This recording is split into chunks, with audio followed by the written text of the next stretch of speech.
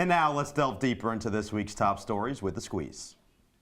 Thousand Oaks, California is grieving after a mass shooting at the Borderline Bar and Grill Wednesday left 12 dead and many more injured. The shooter, a Marine Corps veteran, first shot a security guard and a woman working behind the counter before opening fire on the rest of the bar. One of the victims was the Ventura County Sheriff Sergeant Ron Hellis, who was among the first officer on the scene. He was shot several times as he tried to stop the gunman. The shooter was then found dead with a self-inflicted gunshot wound. Investigators are still trying to find a motive for the shooting. Another terrible story. Just we keep hearing of these shootings, and your thoughts and prayers are out to all the victims out there. I mean, there was one that was a victim of the Las Vegas shooting that survived and then was just to be killed in this one. A terrible, terrible story. Yes, and that victim's mother, she's actually come out and definitely has said that we need to get guns out of the possession of regular citizens' hands. And another person that actually was killed in the incident as well was Tamara Mowry's niece. She's a student at Pepperdine, and she was also at the bar last night, and they couldn't find her for over a day, and then it came out that she was one of the victims of the shooting. I'm not sure what the best course of action is from here, but whatever it is, I think that we need to take steps in that direction. But now the residents of Thousand Oaks are facing yet another disaster. You see it right there, this one from Nature. Hours after the deadly shooting, the town had to evacuate because of raging fires. California is facing 3 major fires, one in northern Sierra and 2 west of Los Angeles, burning more than 70,000 acres. The blaze, called the Camp Fire, is only 5% controlled. As the fire decimated the hills and canyons above the Pacific Ocean, authorities ordered the complete evacuation of Malibu. Another fire in Griffith Park also forced the temporary evacuation of animals from the Los Angeles Zoo.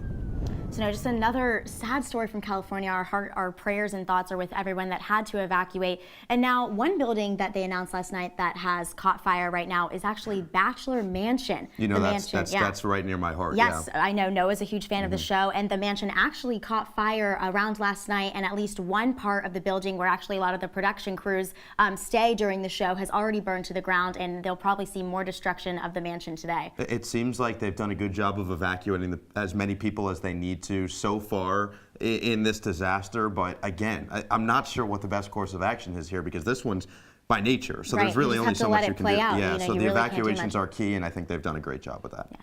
And now moving on to the midterms, election night was a night of many firsts across the country. There will be at least 100 women in the next Congress for the first time in history.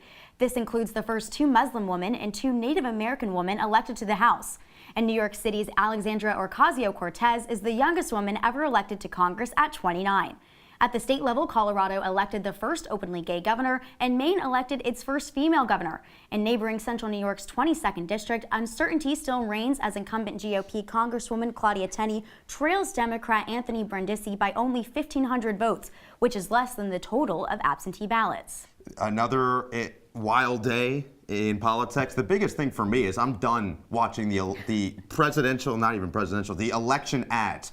Get those off my TV. I don't want to see anymore. Well, I mean, it's over, so you shouldn't be seeing those anymore. I definitely find those annoying as well. I hate those as well. And, you know, John Katko and Dana Balcher, their campaign ads were horrible this year. You know, they both attacked each other. You know, John Katko got the win, but overall, just nasty campaigns on both sides of the aisle there. Give me Fusillo ads, huge, way over the political ads. I'm done with those, but it was a wild day. We saw the many firsts. Congratulations to all the women out there and the openly gay people that were able to be selected into Congress. It's really special.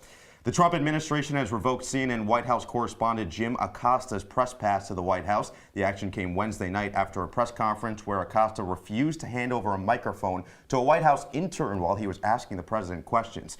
Press Secretary Sarah Sanders calls Acosta's behavior unacceptable and says the administration will not tolerate a reporter placing his hands on a young female intern. However, CNN says that the White House has been looking for a reason to get rid of Acosta because he asked, quote, the tough questions. Yes, no, Noah, you know, the Trump administration has tried to come out and say that President Trump has been the most available president of any president that the United States has ever seen, but he, you know, has the most access to the press. But, I mean, it's obvious that, you know, since day one, you know, Trump's been anti-CNN, using the words fake news, fake media, and this is just the prime example of he was looking for a way to get Jim Acosta out of his press room. I think for us, we're 2 people who are studying journalism, right? This is disheartening because we are led to believe that we have free press, we have free speech, and that's clearly not the case. When someone can't ask a question, someone's asking a tough question and is getting their pass revoked, that is extremely disheartening in the world that we live in today. Yeah, I completely agree. And now in some lighter news though, my Thanksgiving travel plans just got a little bit more complicated. I'll be flying home like I usually do, but this time I'll be doing it with a record-setting number of travelers. The Transportation Security Agency just announced that this Thanksgiving will be the busiest ever for air travel. The TSA also says that they are noticing that airports actually start getting busy the Friday before Thanksgiving, which is now forecasted to be one of the most crowded travel days of the entire holiday season. But the worst day will be the Sunday after the holiday, as everyone returns to work after the week with their families. So, no, this is actually horrible news for me because I am traveling on those 2 exact days that they're talking about. I'm leaving on Friday before Thanksgiving, coming back Sunday night. You know, I'm really hoping that I don't have any problems. Are you worried about the Syracuse airport, though?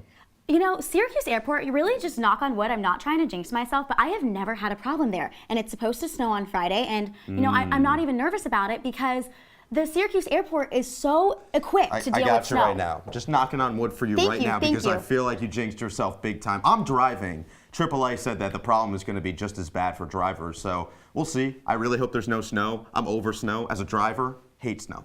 And it's so early in the season for you to be done with snow. But speaking of Thanksgiving, all I'm thinking about is the food. And Pillsbury cookies are honoring everyone's favorite holiday movie, Elf. The company announced their newest Christmas cookie will have Buddy the Elf hats on them. They are now available for purchase at stores around the country. Whoa, whoa, whoa. I'm going to let you finish, but it's not just time for Thanksgiving just yet. Pringles began offering its Thanksgiving dinner chips earlier this week. That's right. Pringles! The limited edition chips went on sale at 11:59 p.m. on Tuesday and sold out in 41 minutes. The snacks came in 3 different flavors, including turkey, stuffing, and pumpkin pie. I am shocked that they sold out so fast. Why? Because it's Thanksgiving. Enjoy Thanksgiving. I just think that those flavors on a Pringles chip, I just don't know if that would be good. Now, the cookies, though, the Elf cookies, I would be buying those now. You can buy them now, but don't make them until after Thanksgiving. Enjoy your holidays one at a time, just like I do my meals. Ration everything in the right way, and then after Thanksgiving is over, go through your Christmas stuff. Okay, I understand. But I'm curious if those Pillsbury's cookies will sell out just as fast as Pringles did. Well, I don't know about Pillsbury's, but the Pillsbury ones probably will. Do you like to make Christmas cookies? Yeah, those are delicious, and especially the Pillsbury ones. Those are great, but you can save them in your fridge or in your freezer and then make them right after Thanksgiving.